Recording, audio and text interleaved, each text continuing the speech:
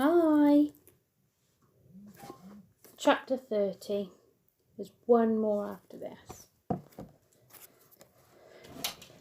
The day they arrived back in Lontown and sat down at number 4 Archangel Street, the crowds built quickly. The crew spent some time securing the Aurora in place, as many of the mechanisms that had transformed the Aurora had been destroyed in the crash, so she looked more like a ship nestled between houses than a house. Harriet explained to the questioning crowd that they were tired from their journey and would make a statement about their expedition in the following days. The crew busied themselves about manually adjusting great panels, cogs whirring and clucking, until an almost house-like shape was restored. Then the twins said a sad goodbye to the rest of the crew, who returned to their families in Lontown, and Harriet closed the shutters to the people outside. Later, when Harriet, Felicity, Maudie and Arthur were in the galley having tea, Welby brought in some copies of the Lontown Chronicle that had been issued that morning. "Adora Vane victorious!" the headline glowed. A perfect smile beamed from the page. Arthur read on. Adora Vane returned after successfully completing the challenge to be the first human to reach South Polaris. The rival explorers, led by young Harriet Culpeper, are believed to have perished as their ship crashed in the third continent. The Victoria saw the remains of a crash and many paw prints, so it is assumed that the crew has sadly met the same fate as the Violettas. The winnings will be awarded at a special ceremony at the Geographical Society this evening at the chime of 8.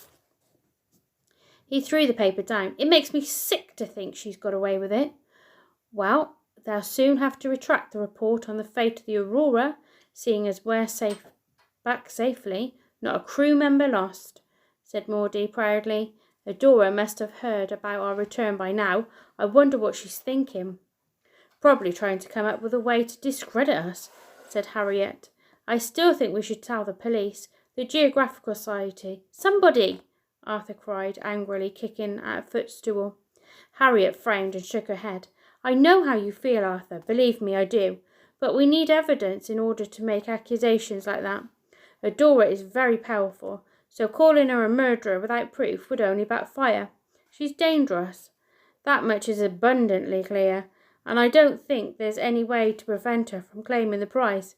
It's far from ideal, but we may at least be able to sell the photographs we took with your father's camera and show the one of the Violetta fuel reserves to the Geographical Society, and at least clear his name of breaking the code." Arthur took the camera from his bag and passed it to Harriet. Later that day, Arthur dozed in his bunk, listening to the noises of Lontown, chattering voices in the street, the distant rumble of the skyships and the frequent chimes of the watchtowers.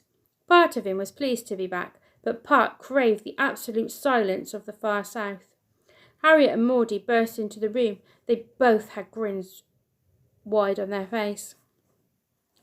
"What the clinking clogs has got into you two?" he said, sitting up. Maudie pulled him out of bed. "You need to see this." Photographs were spread on the galley table.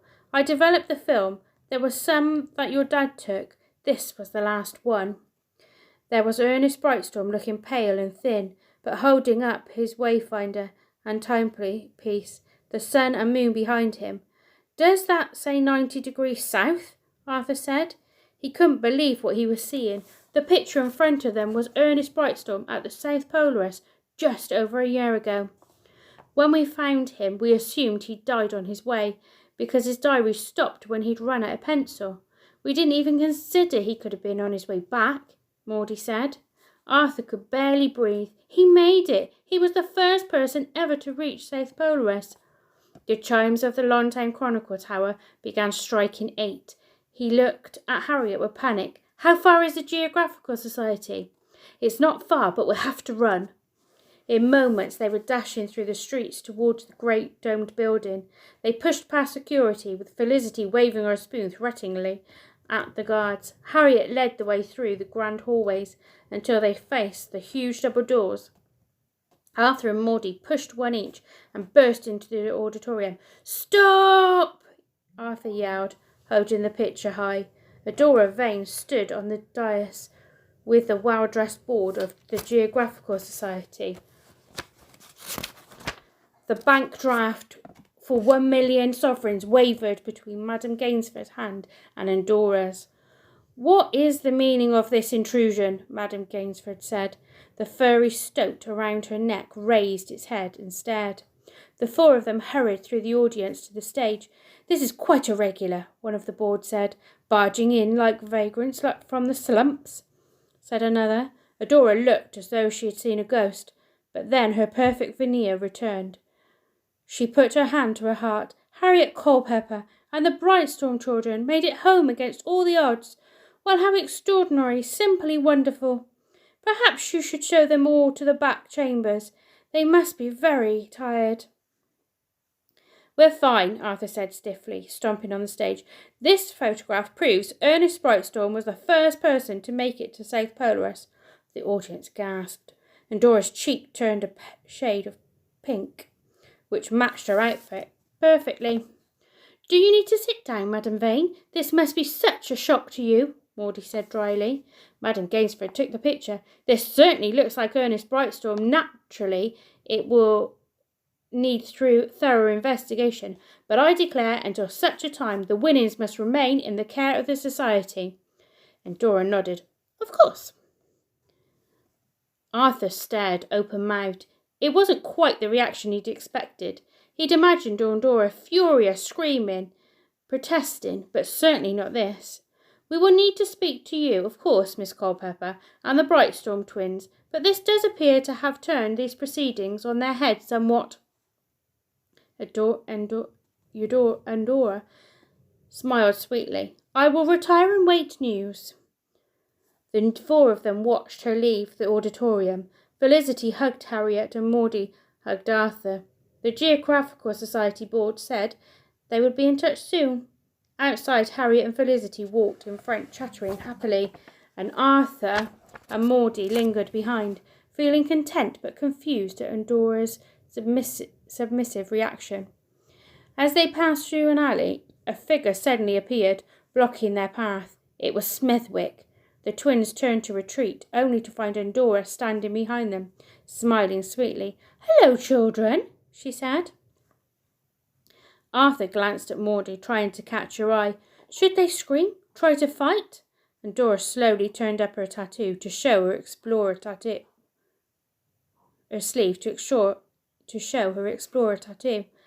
"There are traits of explorer families which cannot be denied. They run thick through your veins. Such things are not an option.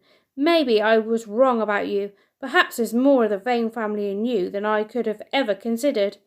She looked them up and down. "We're nothing like you," Maudie said. And Dora smiled. "You're so loyal, Maudie. You could have become a great engineer and been spared of this messy business, if not for your brother. But you knew Arthur wouldn't stop until he had the answers, and you had to make sure he stayed alive. You show great potential." Arthur's stomach clenched, and Dora Vane had a skill for reading deep inside of people. It made him feel vulnerable. She turned to him. Repetra was back in brooch position on Dora's jacket. She scuttled to Dora's shoulder and unfurled her wings. One was pinned and was slightly crooked from when Toyuk had jumped on her. She clacked her mandibles at him. "And you, Arthur, such single-minded ambition. You remind me of somebody." Arthur squirmed. "That you made it back here against all the odds is testament to a strong will. I'm almost impressed." The last thing Arthur wanted was her admiration. "We made it because we have friends, something you'll never have," Maudie said. "You seem very composed considering you've lost," Arthur said. She shrugged. The adoration from reaching South Polaris first would have been thrilling, but now the people of Longtown will love me even more, because I came so close and was robbed by a dead man. I'm sure the Longtown Chronicle can put quite a spin on it. There are plenty of other conquests in this world to take on, and Longtown will be rooting for me." She reduced her voice to a whisper. "And you forget, I already took my prize." "Killing our dad and his crew was not a prize," Arthur said.